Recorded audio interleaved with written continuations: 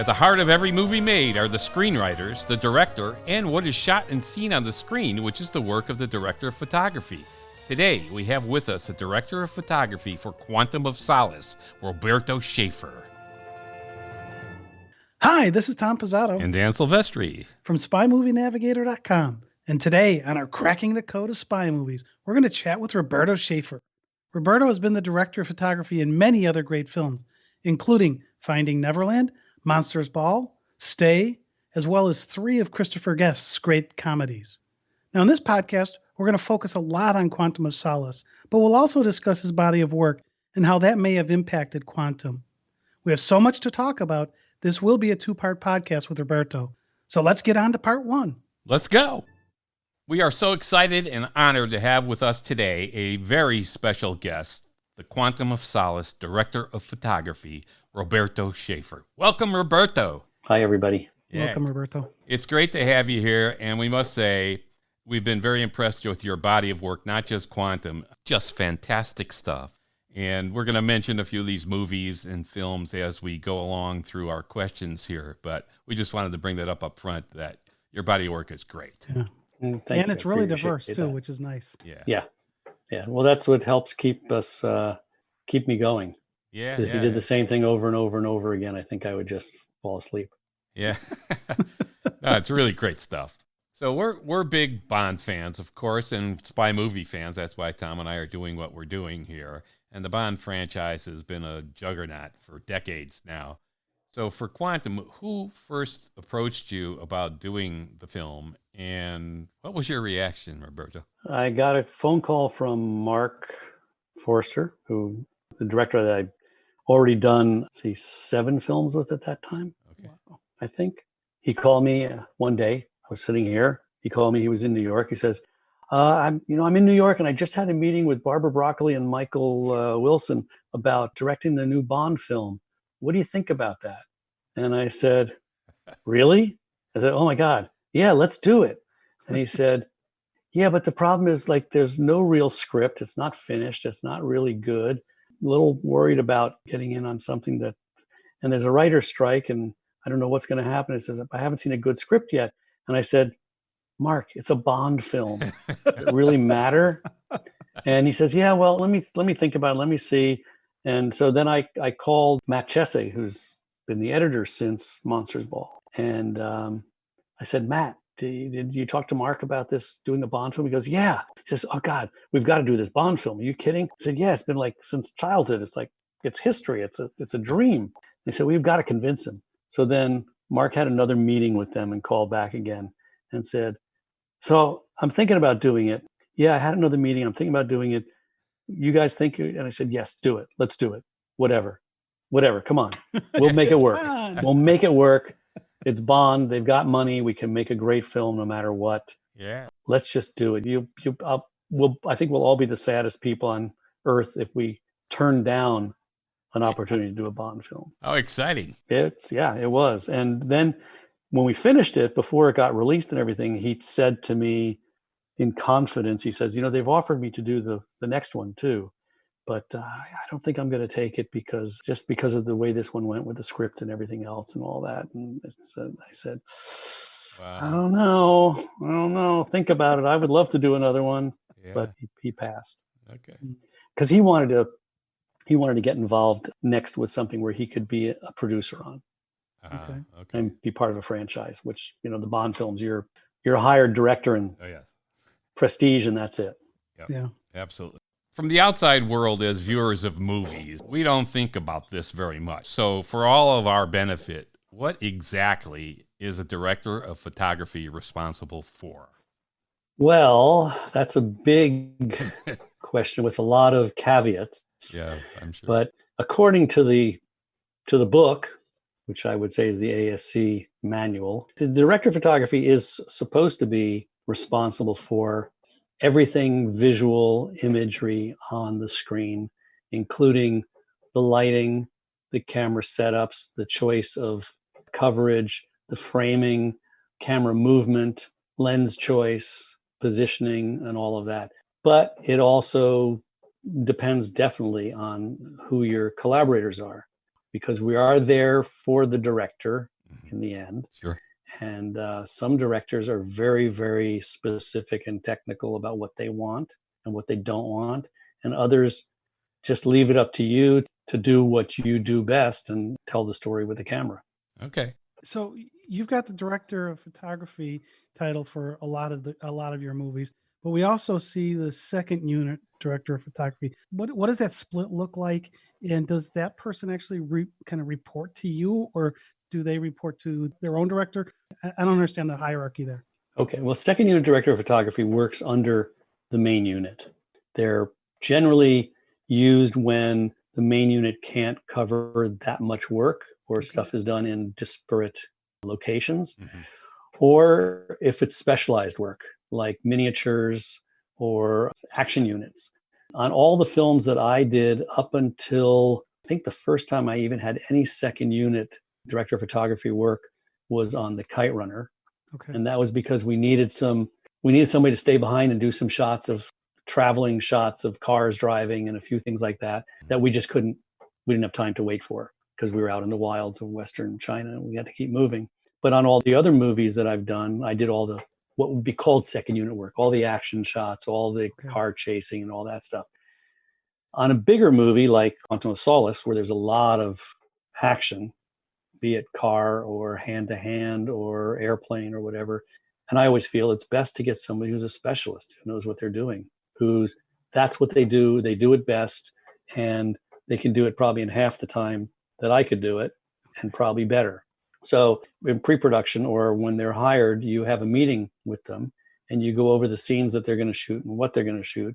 They look at the stuff that you've shot, or that you talk about the stuff you're going to shoot that goes together with the scenes that are either intercut or cut after or before, or just to get the basic look. The idea, it's a challenge. Being a second unit DP, which I just did some this last year, it's a challenge because you want to do what you can, yes, your best, but you also have to make it seamlessly match into the first unit photography, because sometimes it really is intercut shot for shot, and sometimes it's a scene that's stuck in, and sometimes it's a complete standalone. But you really, if it stands out separate, then it's kind of really a mistake.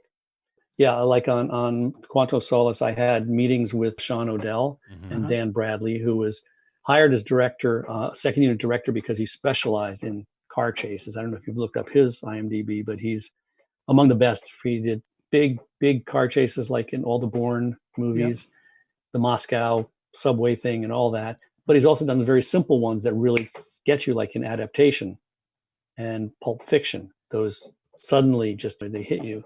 So we had long discussions, and Dan and Mark and I sat down for a few days in my guest house before going to England and talked about that opening scene that Dan was going to do the directing on. And then when we got to England, we hired Sean O'Dell. We interviewed a few people. We had to hire local. That was part of the Bond edict, is you have to hire British.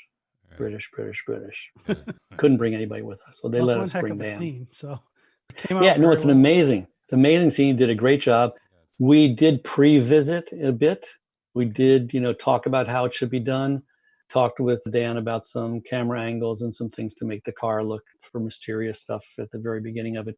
But in the end, you got to give in to let them do what they do best. And Dan knows what he's doing.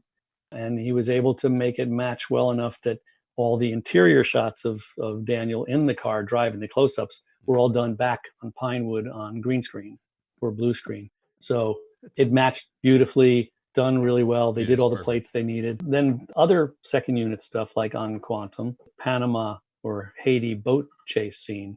Okay. Simon Crane was the director on that. All right. And we brought in one of my friends, who I think is one of the best second unit DPs in the world, Josh Bleibtreu. Brought him to shoot it, and we discussed, and we were there at the same time. So we were both in Panama, in Cologne, shooting. We were shooting dialogue scenes and other action scenes while they were off to shoot the boat. They'd come back, they'd show us some footage that they shot. We'd say, well, can you do this? Can you do that? And they got some great stuff on a boat chasing and all that.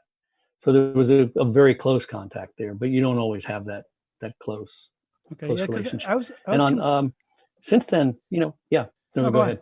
I was just trying to think since then on other movies that I've had second unit. I had second unit on The Host because it was all that helicopter chasing stuff. And we had two of the best helicopter people in the world, Fred North, the pilot, and Dylan Goss, the aerial DP. My thing is, whenever you can get somebody to do better work than you can for action or anything like that, do it. I don't have an ego involved in that. And we ran into those problems on the Red Sea Diving Resort. Right. Where we had, I know the producer probably doesn't want to hear this, but I've said it out loud a couple of times already in the press, I think. The producers were trying to save money in prep. And we had already scheduled to have Vic Armstrong and his action unit do. That's a good action unit. He's a good action unit. Yeah. I mean, I don't know if you've seen the Red Sea Diving Resort. Yeah, I did. Yeah, you know the chase scene towards the end with the airplane that goes over and all that.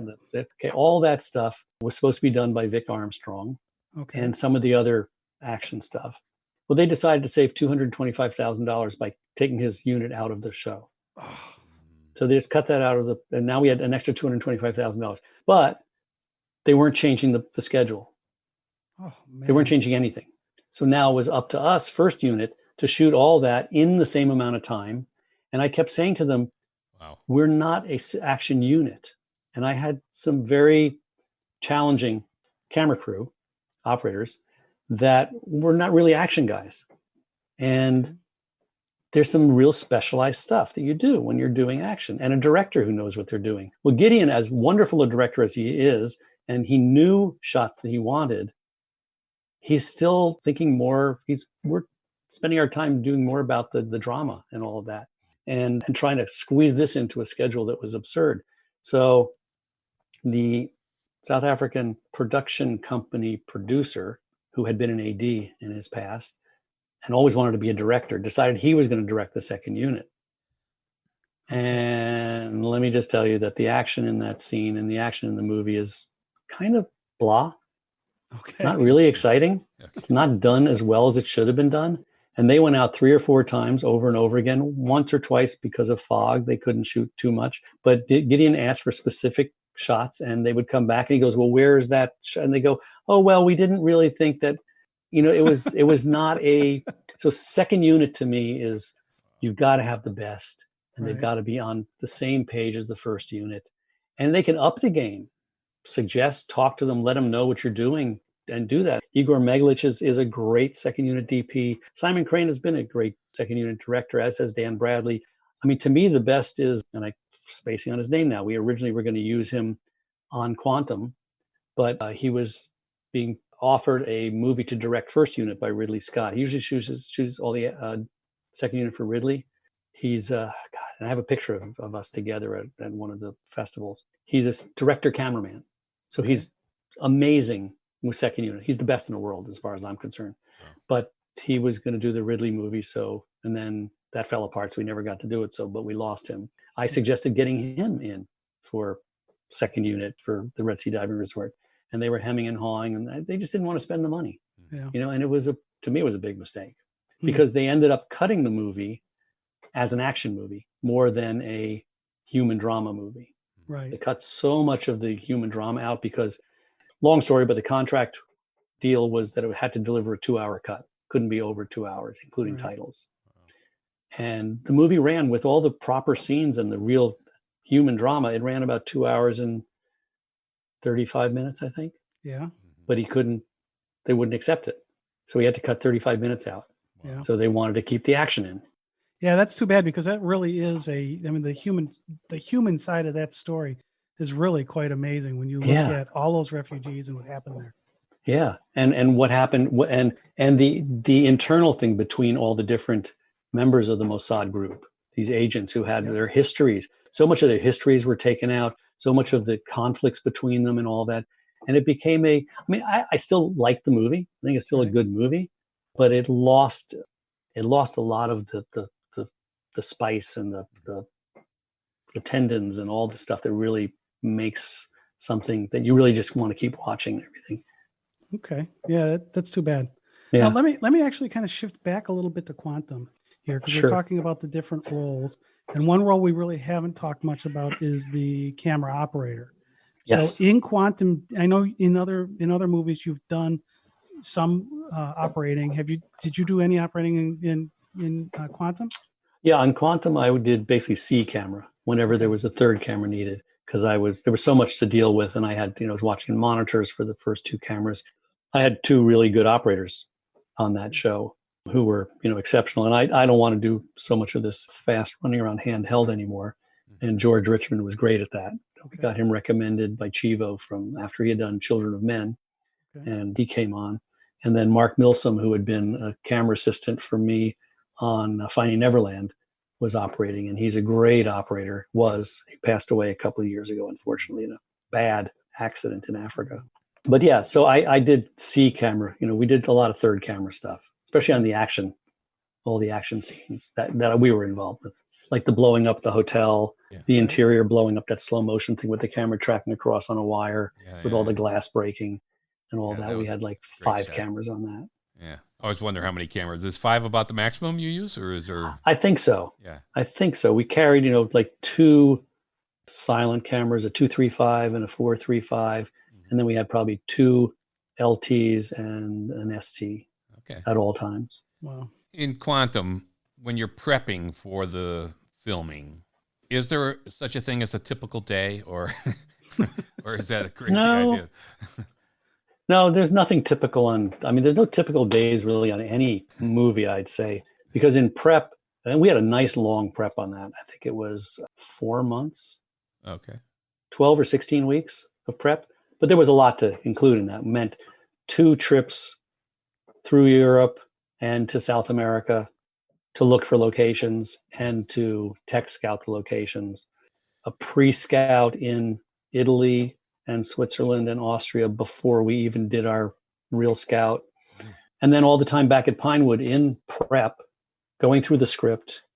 Mark and I sit down every day, as we did on every movie before that since Monsters Ball. We would go through the script and work out every shot, every scene, every camera position and layout and how to do it. So when we got on set, we had a book, a Bible with everything in it of how we wanted to shoot. So the ADs also knew which direction to shoot first and when we were going to turn around and all that. Yeah. So we spent every day doing that for months.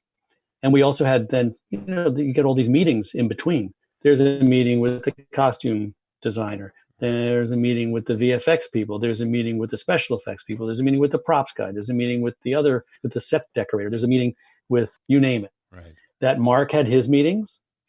I had my meetings, and we had our meetings together. And then you have to go out and suddenly, we just found another location in downtown London. Let's run out and take a look at this and see if this could work. And let's talk to this. And he had casting in between too. And so there's a lot.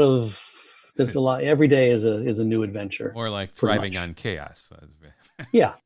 So during prep, during these times, you're going, like sometimes I'm sitting in my office going over things and going, I feel like I could probably be doing something else, but there's really nothing to do. I'm wasting a lot of time, and I've got all this extra time. Why are we spending so much time in prep? We should be shooting already. You want to start shooting. And then as soon as the first time, a week before shooting, then suddenly it's, oh my God, are we shooting already? And then you start shooting, and you can't slow down. There is a freight train on your back with 1,000 people moving fast. Wow. And you got to just keep up with it, and you can't slow down. And you can't doing all that good hesitate. Prep work makes it easier, I would assume. Yes, it makes it doable. Yeah. Okay. Yeah. Now, is that fairly common that there's that much prep done before shooting? No. Or is that just the Bond way, if you will? That is the Bond and the budget way. Okay. If you have a big budget, I think our budget was $225, then you have budgeted time to prep, and that you have like 12 locations around the world, and we were in 7 different countries and 2-3 different units, that you have a lot of stuff to deal with, and all the car people, the construction people, and all that stuff, all the special stuff that has to be built. So, but no, normal movies, again, it's totally dependent, I think, on budget. And I usually give extra days or weeks of free prep because they say, okay, we're going to bring you on 2 weeks before shoot. And I go, well, wait a second, that's not, I need more time than that to prep. I need to see locations before. You're going to choose everything, and then you're going to call me and say, okay, shoot this place. I'm going to say, well, this place doesn't work because the direction or this or that. Let's be real about it. If it's money is the reason, I will come in and do it on my own time, because it's it's going I to be need to better. do the job I can. Yeah. So it's always, I'd say it's budget dependent. It goes anywhere from 2 weeks to 6 weeks, I think, or 8 weeks. 5-6 weeks is kind of a normal these days. Although we'll see what happens with the new reel, Yeah. the new reality. Right. Yeah, that's true with the whole pandemic stuff. It's going to be really interesting to see how things change. Yeah, because I don't know if you've read any of the protocol propositions for how to shoot, but they're a little, I think that most of them are untenable to do anything bigger than like a $200,000 5-person movie. It's so much that has to be dealt with at this point until there's a vaccine. Right. Yeah, absolutely. It's a different world all of a sudden. It is. Yeah.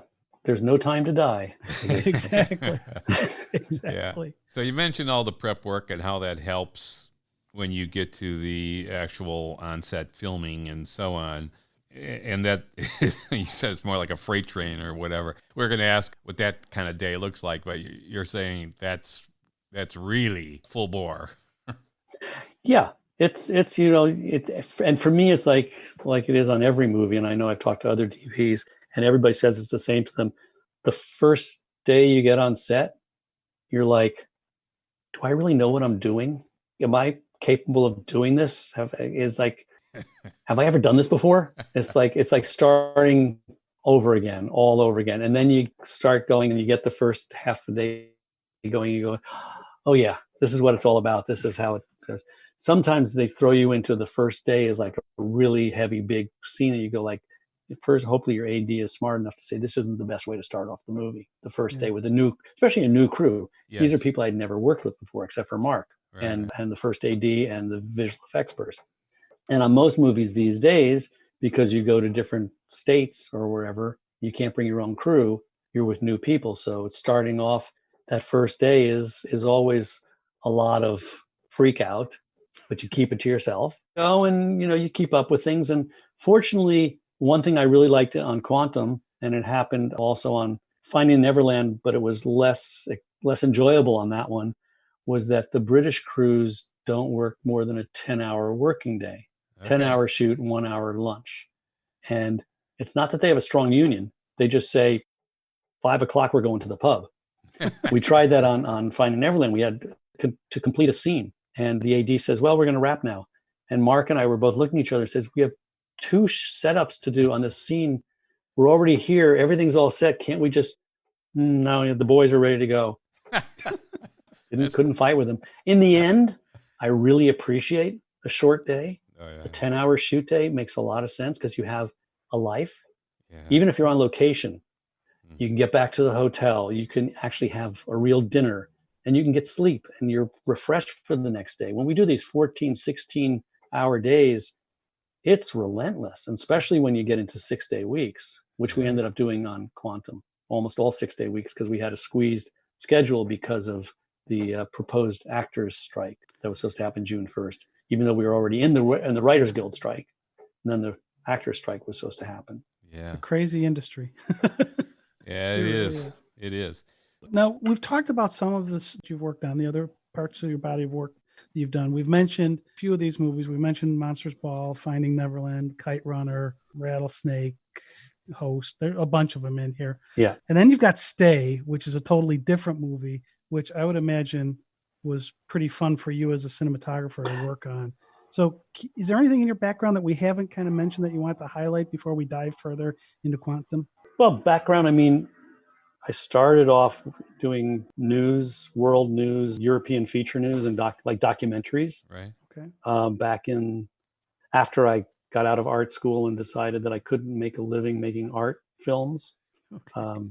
I gave up on it. So I decided to hit the commercial world, and I got into doing documentaries and then music videos and commercials. And you were in Italy doing some of that too. And then I moved to Italy and started doing my first feature. My first 3 features were in Italy. And then, then I came back to the US after 10 years, met Christopher Guest after a run of music videos and some commercials.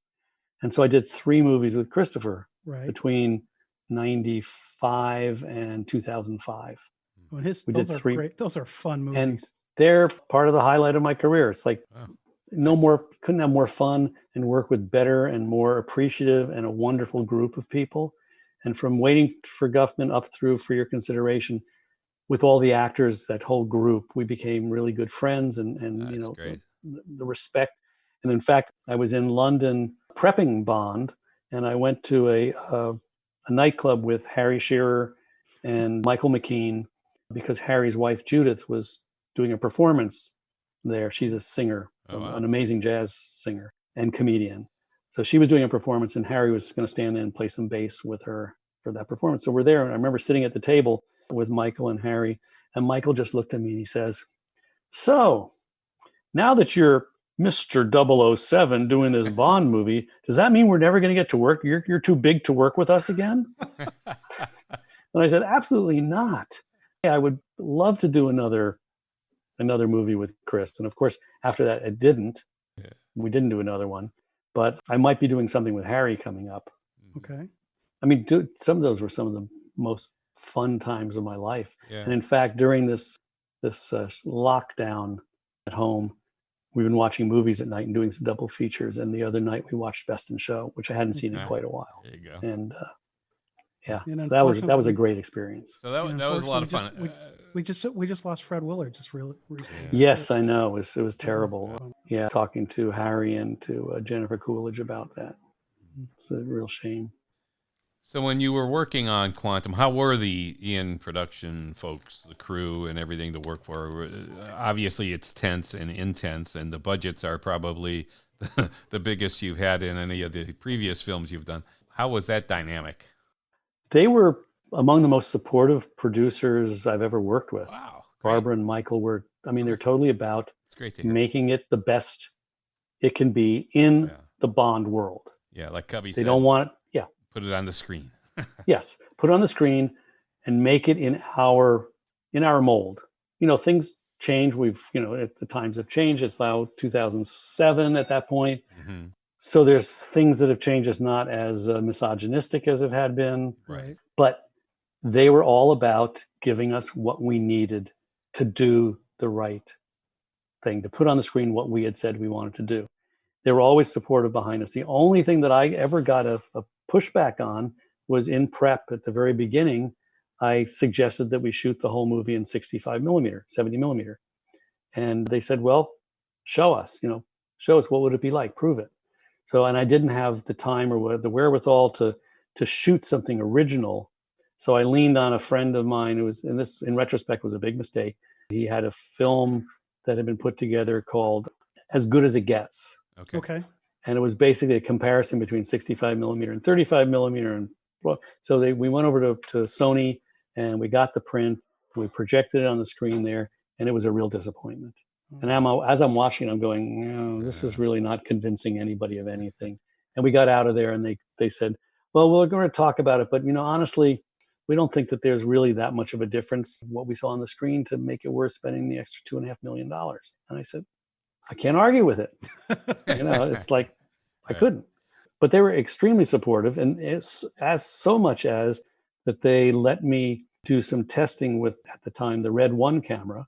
I contacted Jim Gennard, and he flew over to London in his private jet with his guy Jared, and they brought over a couple of Red 1 cameras, which were brand new at the time, before the Mysterium X sensor.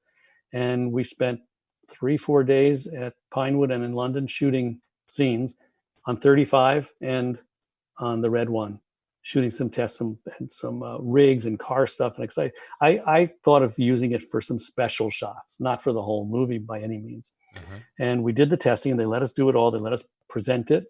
And some of the stuff I said, I would really like to use this camera for a few things because of some of the effects that I got out of it, the possibilities. And they were fine with it, but Sony said no. Yeah. It was at a point where Sony said, absolutely not, no red cameras on our movie. Oh, wow. And then finally they said, yes, you can use it, but they can't have any images of it, no talk in the press, and no screen credits for red. And Jim said to me at that point, he says, well, what good is it for us then to do it? So, yeah. So, but no, they were totally totally, the whole production crew, the PAs, the office, well, everybody in the back room and behind it were all completely wonderful and supportive. That's great. So was it digital or was it film? It was film. It was all 35. No blend, nothing. It was all 35. Nothing digital. No, well, yes. The only digital was we had to do plates for the paleo sequence. Okay. Because we went to the paleo. They had been to the paleo. Barbara and Michael had gone to the paleo the year before and saw it and decided this had to be part of the next movie. It is fabulous. It is. So that was a no-brainer. That had to be in the movie. So in June, we went on a 14-day bus and plane tour around Italy looking for locations because the script was unfinished. Yes. So we drove around.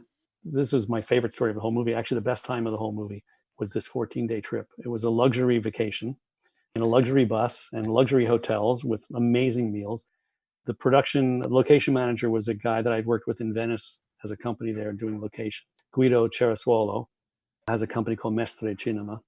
And we drove we flew to Bari and looked around there and then drove over to Naples and then drove all the way up through to Rome, up Cinque Terre, over to Florence, from there up to the Alps, at the Austrian border. Yeah, Bolzano and all those little through Bolzano and Merano. Yeah. We stopped at the most amazing spa hotel in Bolzano. It's incredible. Yeah, I spent one night in Bolzano. It's a beautiful little town. It's beautiful. Where the Frozen Man is. Yeah. Yeah. I have family from relatives from that part. Oh, is that right?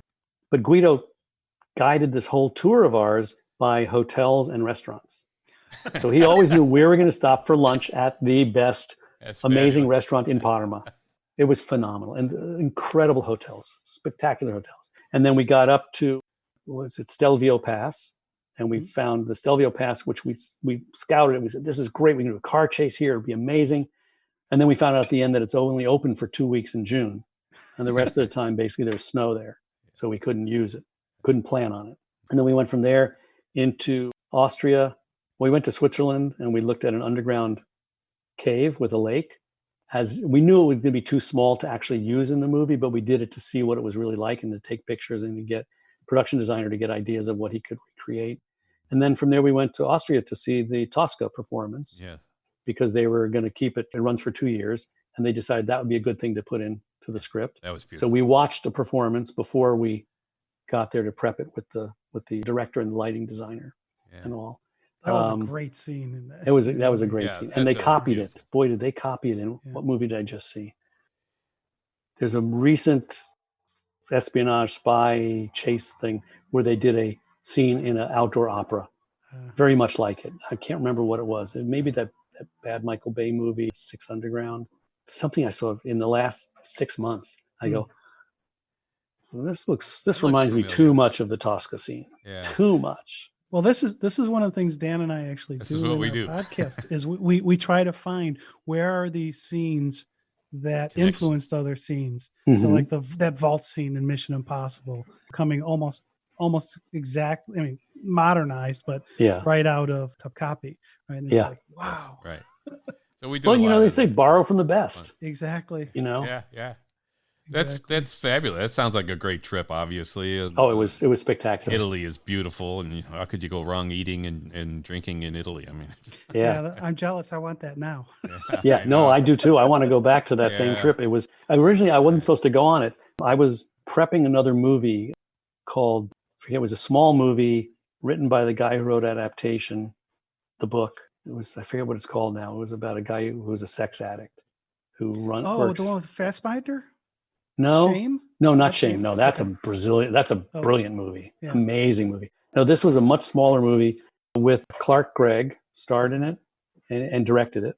And it was he's like a sex addict who works at a 1700s restoration village kind of thing, like a smithy town. Okay. And I was prepping with him. And I remember it was here. We had some pre-pro meetings at my house and talking about it. And then I got this call from Mark about this trip to go to do this scout throughout Italy. It was going to be in the middle of June or leave in June. And I go, God, I can't do it because I'm working on this movie with Clark. He said, well, okay, we'll send McConkie, who is our operator, a Steadicam operator, who'd been done like the last 5-6 movies with us. And I said, okay, yeah, he can check out everything and all that. And then one day I said, wait a second, I can't let McConkie have this vacation. This is too good to be true. I really need to do this. And I don't want to miss out on, well, also, I don't want to miss out on choices that are being made for locations. There you go. Right. Way beforehand. It's just not right. And this movie with Clark, I said, you know what? I'm really sorry, but it's early enough. I'm going to back out. I'd only prepped with him, talked with him for 2 or 3 days. Yeah. So I backed out of it. I don't think he was thrilled, but I backed out and got on a plane and went to Italy. And in the end, McConkie couldn't have done the movie anyhow because they refused to have any American crew. Oh, that's right. Yeah. They could only have 2 Americans in the IA. It was all because of Hollywood post-60s. Oh. And they refused to shoot on American soil because they wouldn't have any IA operators. We did have IA crew in Panama, but once they're off the soil and it was a separate section or something, it didn't trigger the Hollywood post-60s because they don't want to pay the residuals. Right. Yeah. So McConkie going on that wonderful trip would have been a real nice vacation for him, but then he couldn't have done the movie anyhow. Right. Yeah. I tried to bring him in, actually. At one point, I did try to have my operator fired. He was not paying attention to what I was asking him to do. He was trying to do his own thing, and he was very rude about it. And I went to the producers and I asked to have him fired in exchange. And they said, well, let's see, let's talk about it, see what we can do. And I said, and I want to bring in McConkie. And he said, no, you can't bring in an American. Sorry, no Americans. So, and then in the end, it all worked out, and George and I become friends again. And he's become a pretty big DP in his own right. He's done quite a few well-known movies, including that Elton John biopic. Right. And the Kingsman movies. Yeah. Yep. Well, we're talking about how one movie influences another and so on, and where these ideas all come from. In Finding Neverland, there's that brilliant ending of the film. Yeah. And there's several other monumental scenes in that film that are just spectacular. Roberto, when you came upon that idea for the ending, where James and Peter are sitting on the bench and then they become transparent and disappear, leaving just James' hat and cane. I mean, how did you come up with that? How did Yes, I did. That movie, actually, I had there's a lot of scenes in there that I came up with that Mark embraced, as he generally tends to. I don't get too many things rejected and things that fit. Sometimes I say a crazy idea that doesn't fit, but there were 3 or 4 things in there that really fit. So we were shooting that scene on the bench, and Mark and I were talking. And as the thing, when the dialogue ends and all, I said, hey, Mark, why don't we just lock off the camera, take them out, keep the camera rolling then, and then you can have them dissolve just to the bench and then have the credits roll. And he just went, oh my God, you found my ending for the movie. It's brilliant. Oh my God. But I don't want the camera just to be locked off. I want it to be more dynamic than that. So I want it to be, we do the dolly back and we don't stop, but in the dolly, they disappear in the move.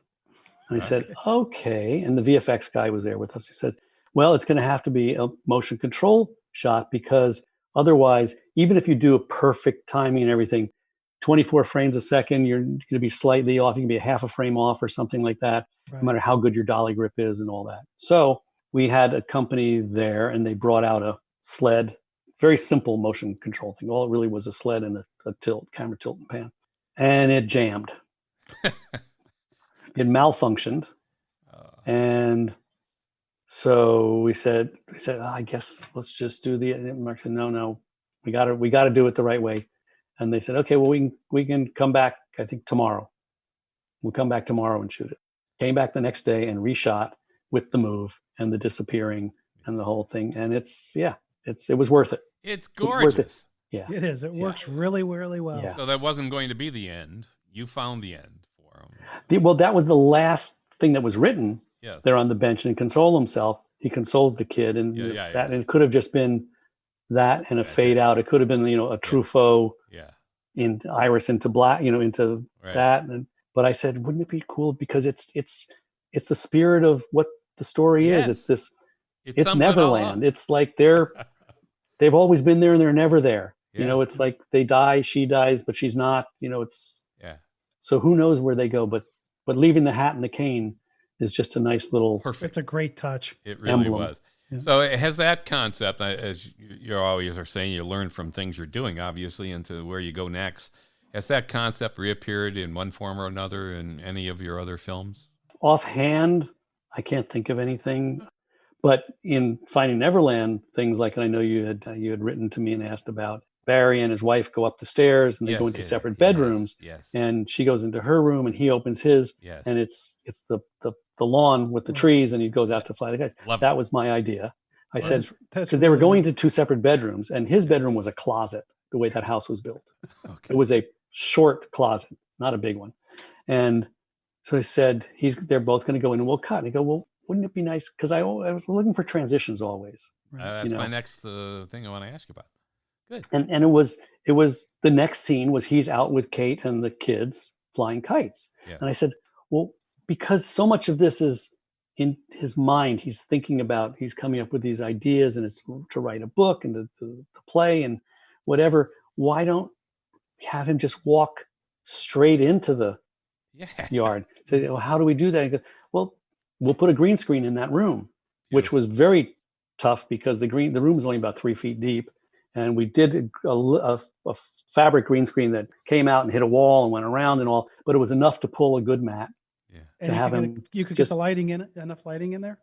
Yeah. Just put probably a Kino tube over the doorway or something, or a couple of tubes on the side. Yeah. And VFX did, they probably had to do a rotoscope, but that was a gorgeous scene.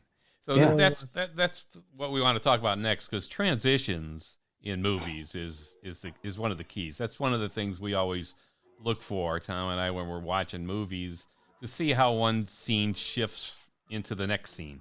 And you really appreciate when that happens seamlessly and effectively. And we've looked at some of your other work besides Quantum and so on, like in Monsters Ball. The transition seems to be more direct, like boom, cut to another scene. For instance, like when Hank is talking to the black man when he's standing on the side of the road with his two sons, which wasn't a pleasant conversation. But the scene switches, bam, right to the guards at the state penitentiary testing out the electric chair. And there's many other transitions like that, and camera angles and different things. Letitia sleeping nude, shot from above, the shot of the guard on horseback. I love that. Guarding the prisoner. That was actually a second unit shot. I forgot. That's a great shot. I had a really good cameraman down in New Orleans. I needed like 3 or 4 shots at the plantation because we didn't have time at Angola. We had 5 days there to shoot everything. Wow. And so I hired this guy, Francis, to shoot a few shots, and we told him what we needed. Yeah. And he got some atmospherics. Yeah, that was beautiful. It was great, the way it was shot, just almost ground level, just above the foliage and so on. Yeah. It's just perfect. And then Finding Neverland, we talked about a couple of the scenes already, about going into the room and transitioning to the park. One of the ones we love, though, the transitions, is when James is dancing with the dog in the park. Yeah. And he tells the kids it's a bear, and it transitions back and forth to the circus setting with him dancing with a bear. I mean, that's just great stuff. And so that's another one of the transitions we love that was always written into the script. Yeah. That he's talking about it, and then in the imagination, you see the circus and the bear. Beautifully done. So I wanted to go back to Stay again. Yeah, that movie. Stay is all transitions. Yes. I'm sorry. Constant. Stay is all transitions. Yeah, and I would imagine as a cinematographer that was fun to figure out all the different camera angles and stuff you were going to use. That was talk about that with that. Stay like in Monsters Ball, which was all predetermined, all our shots and all our cuts from scene to scene, because that's one of the things that helps me with transitions is going through the script with Mark or any director and talking about it and knowing how we're going to shoot a scene and knowing what the next scene that we're cutting to is.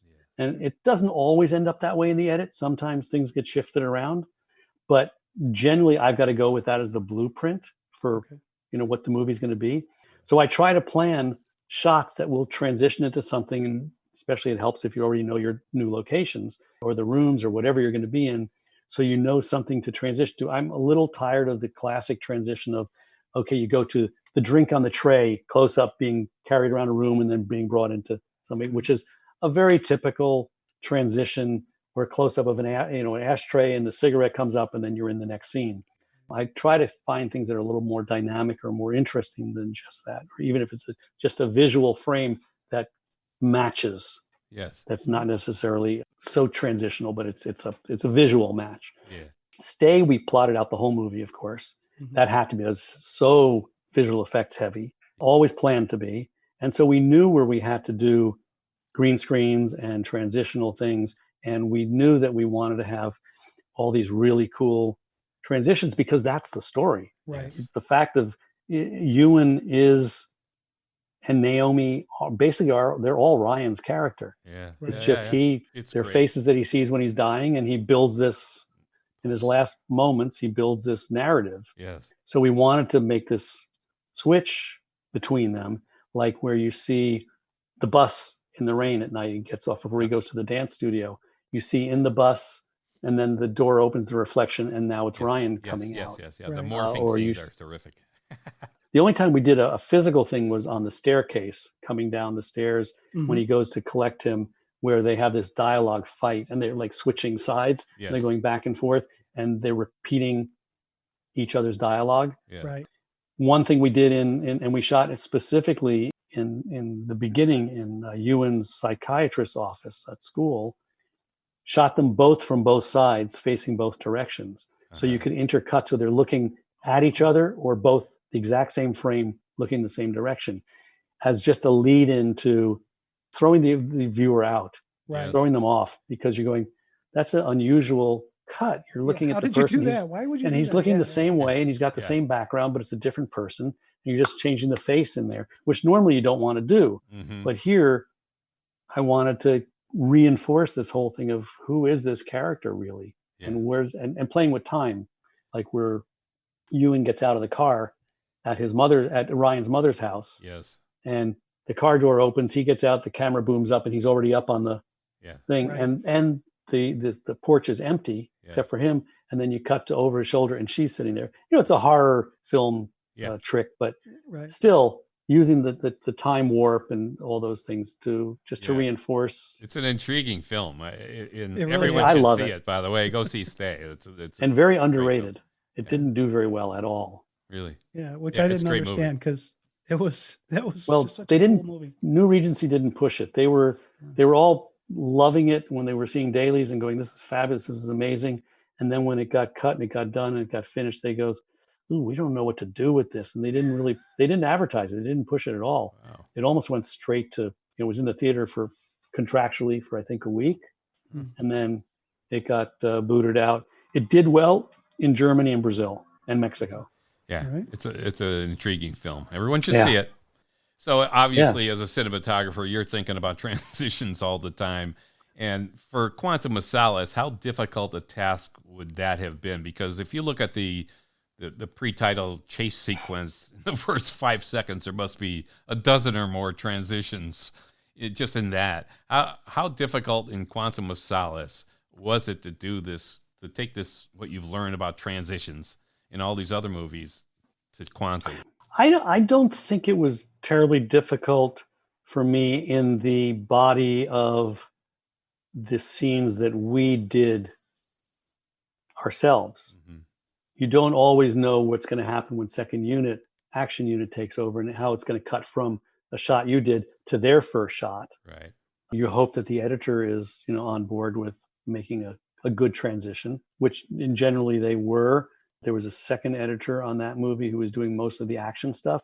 So I can't speak for his mindset. Mm-hmm. But I think because, again, Mark and I had planned out the whole movie shot by shot, scene by scene, we knew where we were going from one to the other. Yeah. And I was able to try as best as possible, because that's also a very architecturally designed film, very graphic. Yes. Right. Which we worked with Dennis Gassner, who's a brilliant production designer, on making these spaces, locations, sets, and everything work for the camera to get great angles and shots. Beautiful. And be very graphic, that we could use those graphic images to advance the story and to cut from one scene to the next. Yeah. Well, it seems like a lot of the movies you do have that type of a feel where you're really taking in where you are and and opening it up wide to be able to see what you're looking at. Yeah, I try to do that, and I had some issues on Kite Runner because I think there were some scenes where we did some shots that were really amazingly big landscape beauty to show you, because you really need to feel this location. And I think that a couple of them were cut too short. They were like kind of a blip, and you didn't really get to breathe because I don't believe a movie should always just be like that, especially that kind of movie. Well, yeah, exactly. You need time. Sometimes you need time just to breathe and get inspired and think about what just happened, and then dive back into it. Well, yeah, like in that movie, there's a scene where there's the boys are outside the main part of the village, and you can see the pomegranate tree. Yeah. And it took a while for me to kind of get absorbed into that red pomegranate on that tree. And if you cut that out too quickly, I would have missed that. Yeah. And then you come back around talking about the pomegranate, and I'm like, oh, okay, that made sense there. Yeah. Yeah. I mean, the material was there. Believe me, we shot enough and kept the camera rolling long enough on some of these things that it could have been used to give you time and place. Yeah. And in general, there's the couple that I really remember the most were the shot where the two guys are driving in the Jeep around the lake heading out, and we had the camera mounted on the car with the lake in the background for the entire dialogue and have them inside talking. And it's a beautiful shot because that lake was incredible and the whole mountains and everything. And I think Matt ended up using like a 2-second cut of the outside, and everything else was inside. And you lost the whole outside. Wow. And I was like, why just play? It plays so beautifully like that. There's nothing happening inside that's any different than seeing them through the windshields and feeling this whole environment that they're in. Right. That disappointed me. And then when they're crossing the border back with the kid, we had the fight, and he's all beaten up in the back of the seat, and they go through that border that basically doesn't exist. I mean, it's an open land with a fence, a gate that goes up with the mountains in the background. They're heading back there. That he left that running for about 3 seconds instead of just letting the car drive off in the distance for a bit, just to feel that magnificence of the Hindu Kush and where that world was. So when you say that, then let's go back into Quantum and talk about the paleo scene for a minute, because that one, you're cutting between that action of what's going on outside with this interrogation, and it kind of cuts back and forth a little bit. And is that something that's done in terms of the pre-production stuff and the prep work, or is that, okay, here's what we've got, let's figure out how we're going to then edit it together? I think that was an editorial choice later on. I think we were always aware that you wanted to know something about what's going on, where this location is, what's going on outside this room before you're thrust into it. So you have there's sort of some anxiety in that this guy's escaping down through here, and you go, oh shit, there's that thing going on out there. Is he going to end up right in the middle of it or outside or whatever? So yeah, that was probably enhanced in the edit. But I was starting to say earlier about digital. I'll go back to that on the film. When we went to the Palio in June, saw what we needed to do, chose camera positions. They had already reserved a few box seats so we could put cameras in seats. The year before, they reserved them already. But we went and looked, and I found places where we could shoot. We got permissions. And we went back in July and shot the second Palio, which was in July. And I think I had 6 operators on that. But we also knew that all that action stuff, the chase in the middle of the square, or it's not really a square, but where he comes up and out and is going to chase the guy across, could not be done during the real Palio. Right. There was no way. Right. So at the time, we got state-of-the-art Harry D21 digital cameras. We got 4 of those. With the visual effects guy, we chose 4 positions in the outskirts around the buildings of the whole Palio and shot overlapping plates of all of the stands and the action, the people in the background. He then, when we got to shoot at the Palio, we shot on location again, the action scene, but with just about 150 extras in the square with us and nobody in the stands, that we then used those plates to put into the stands. So it felt like it was actually happening there. And they did a great job. Yeah. They really did an amazing job. Wow. So that was digital background. And then the other digital thing we did was the skydiving.